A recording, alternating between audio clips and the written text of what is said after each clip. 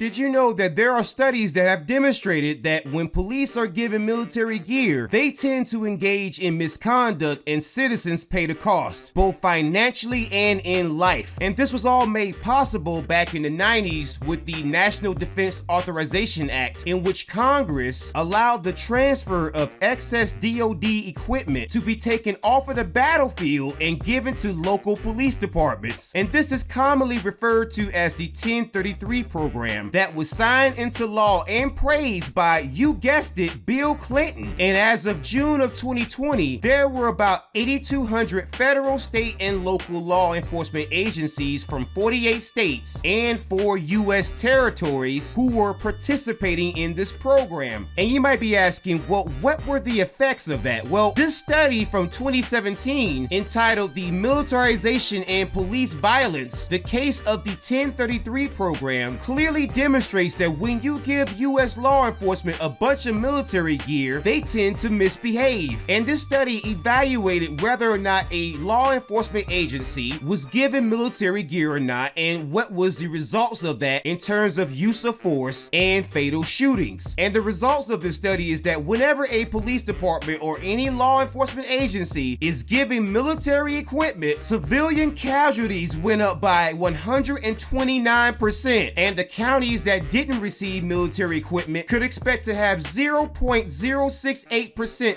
fewer casualties than departments with military gear. And this is not an opinion, because they provided a nice table with these things called numbers. And there was even a difference when it comes to whether or not a police department had casualties or prevented those casualties based on military gear or not having it when it comes to black people. And as I've said in previous videos, when you give U.S. law enforcement things like MRAPs or mine-resistant armored vehicles that were meant for the war zone, and you put a vehicle that weighs that much on a normal everyday civilian road, you are not only causing road damage, but on top of that, you have to actually maintain that vehicle, and all at the cost of the taxpayer. And so it comes at no surprise when you find out that most police and most law enforcement in general are not veterans, and as a result of that, it's also not shocking that many veterans have problems with U.S. law enforcement. We have to watch people who are not qualified use our gear and our equipment to oftentimes harm homeless veterans. And so my advice to U.S. law enforcement is that if you want to play soldier, go visit your nearest recruiting office, because not only are you not soldiers, but whenever you go against soldiers on the streets, they get a lot more of you than you get of them.